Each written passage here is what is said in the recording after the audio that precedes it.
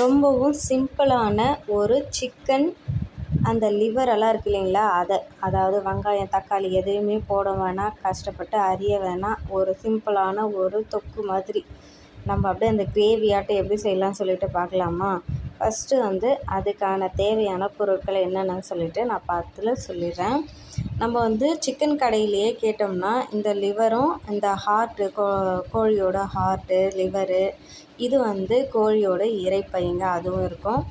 ஒரே ஒரு பீஸ் மட்டும் சிக்கன் பீஸ் போட்டுருக்காங்க போல இருக்குது. மீதி இவ்வளோ தான். இதை மட்டும் தான் நாங்கள் வாங்கிட்டு வந்திருந்தோம்.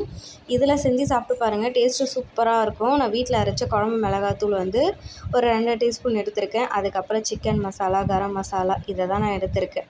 ஸோ இது எல்லாமே சேர்த்தாச்சு. அது கூட 1½ டீஸ்பூன் அளவுக்கு இஞ்சி பூண்டு பேஸ்ட்டு நான் எப்பயுமே மஞ்சளும் கல்லுப்பு சேர்த்து தான் அரைப்பேன். அதனால் கெடாமல் இருக்கும். நல்லா நிறைய நாள் ஒரு மாதம் 2 மாதம்னா கூட அப்படியே ஃப்ரிட்ஜில் வச்சுருந்தோம்னா கெடாமல் அதனோட வாசம் நல்லாவே இருக்கும் சூப்பராக. தேவையான அளவு சால்ட்டு சேர்த்துட்டு நல்லா மிக்ஸ் பண்ணணும். என் கூட ஒரு செஃப் இருக்காங்க. அவங்க தான் இது எல்லாமே மிக்ஸ் பண்ணணும்னு சொல்லிட்டு என் கூட ஒரே சரின்னு சொல்லிட்டு நாங்கள் 2 பேருமே சேர்ந்து தான் இதை மிக்ஸ் பண்ணிகிட்டு இருந்தோம். உங்கள் வீட்டு குட்டி பசங்களும் இப்படி தான் உங்களை நான் தான் பண்ணுவேன் எல்லா ஹெல்ப்பும் அப்படி சொல்லுவாங்களான்னு சொல்லுங்கள். ஏன்னா மேக்ஸிமம் நான் உனக்கு ஹெல்ப் பண்ணுறோமா அப்படின்னு சொல்லிட்டு இதை பண்ணிகிட்டு இருப்பாங்க. எல்லாம் மிக்ஸ் பண்ணிவிட்டு ஒரு 5 நிமிஷம் அப்படியே நம்ம க்ளோஸ் பண்ணி வச்சிடலாம். அதுக்கப்புறமா நான் ஒரு 3 டேபிள் ஸ்பூன் அளவுக்கு தான் நான் எண்ணெய் எடுத்திருக்கேன். இதுக்கு நம்ம பட்டை, லவங்கம் இதெல்லாம் எதுவுமே போட தேவையில்லைங்க.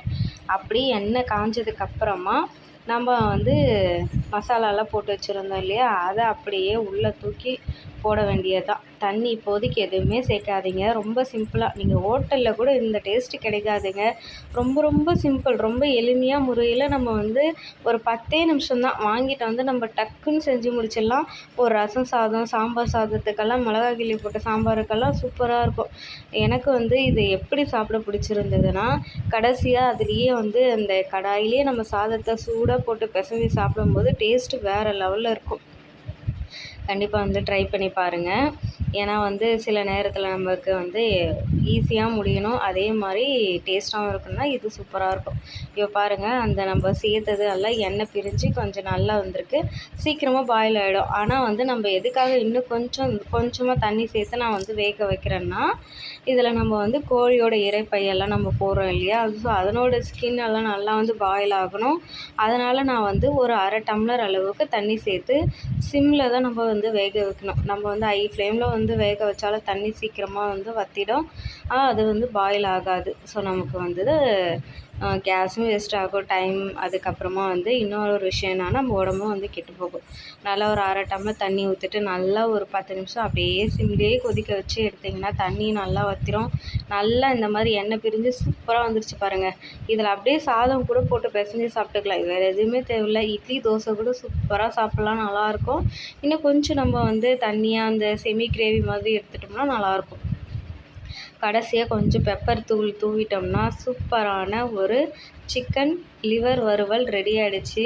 இதுக்கு பாருங்கள், நம்ம வெங்காய தக்காளி போட்டிருந்தா கூட இந்த மாதிரி ஒரு கிரேவி மாதிரி நமக்கு வந்திருக்காது.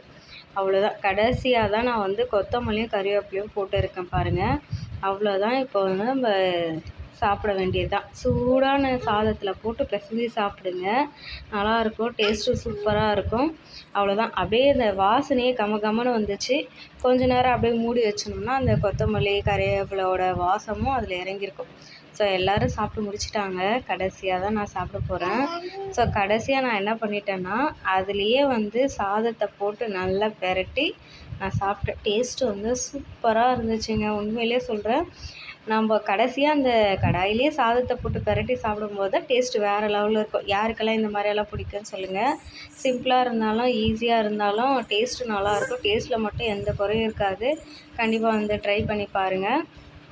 வீடியோ பிடிச்சிருந்தா நம்ம சுபஸ்ரீ ஜமுனா சேனலை லைக் பண்ணி சப்ஸ்கிரைப் பண்ணி சப்போர்ட் பண்ணுங்கள்.